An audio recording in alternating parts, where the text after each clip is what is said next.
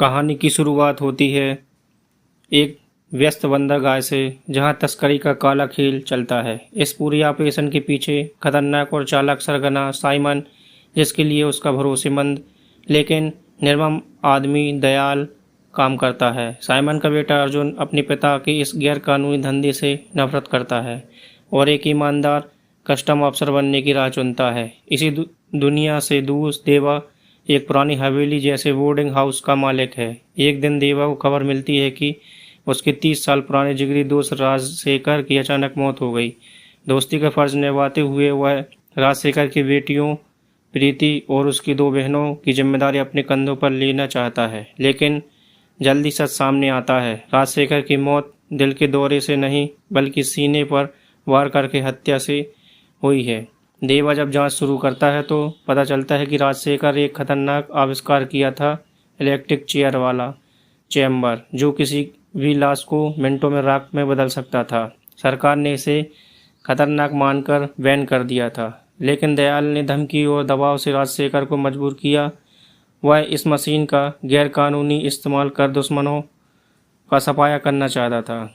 देवा और प्रीति मिलकर इस हत्या की तह तक जाने के लिए उसी इलेक्ट्रिक चेयर को दोबारा चालू करते हैं, लेकिन इसी बीच साइमन को शक होता है और बंदरगाह के मजदूरों में कोई पुलिस का मुखबिर है। चौंकाने वाला सच यह है कि वह मुखबिर दयाल निकलता है। साइमन दयाल को खत्म करके हुक्म देता है। यह जिम्मेदारी देवा और प्रीति को सौंपी जाती है, मगर दयाल चालाकी से उन्हें बरगलाकर उनके 20 शिकंजे से बच निकलता है। इसके साथ ही कहानी देवा के अतीत में जाती है, जहां कई टर्न और ट्विस्ट के साथ राज खुलते हैं। निर्देशक लोकेश कनगराज ने यह फिल्म पूरी तरह से रजनीकांत के फैंस को ध्यान में रखकर बनाई है। यही वजह है कि फिल्म पहले भाग में उनका जोर रजनीकांत के high octane action, signature dance step और वन लाइनर्स से सजा नजर आता है। फिल्म के पहले भाग में वह कहानी और किरदारों को स्थापित करने में वक्त लगाते हैं, इसलिए फिल्म थोड़ी स्लो मालूम पड़ती है, मगर सेकंड हाफ में वे एक एक करके अपने सारे पत्ते खोल देते हैं। हालांकि 2 घंटे और 50 मिनट की ये लंबी कहानी कई जटिलताओं से भरी है, जिसमें कुछ सवालों के जवाब नहीं मिलते, लेकिन निर्देशक ने अपने हर किरदार को तवज्जो देकर उसे विशेष बनाया है। सेकंड हाफ में आमिर खान समेत और भी कई कैमियो हैं जो फिल्म के लिए एड ऑन वैल्यू साबित होते हैं। रजनीकांत और सत्यराज की युवावस्था दिखाने के लिए एआई का बेहतरीन इस्तेमाल हुआ है। गिरीश गंगाधर की सिनेमाटोग्राफी में दम है, जबकि फिलोमेन राज की एडिटिंग धारदार है। फिल्म का रोंगटे खड़ा कर देने वाला एक्शन इसकी जान है।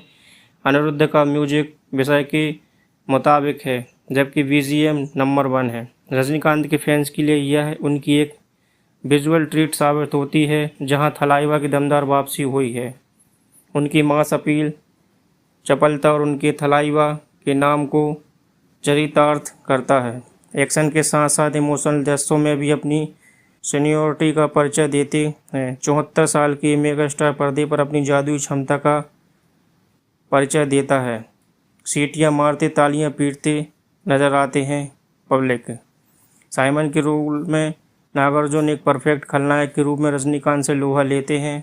दयाल के रूप में शोभिन साहिर एक खूंखार विलन बनकर खौफ पैदा करते हैं। साथ ही वह डांस नंबर में अपने मूव से हैरान कर डालते हैं। प्रीति की भूमिका में श्रुति हसन ने यादगार काम किया है।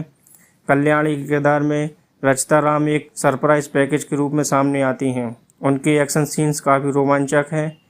कलीसा के किरदार में उपेंद्र जानदार हैं।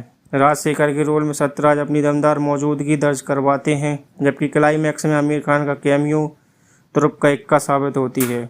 सहयोगी कास्ट ने भी दमदार अभिनय किया है।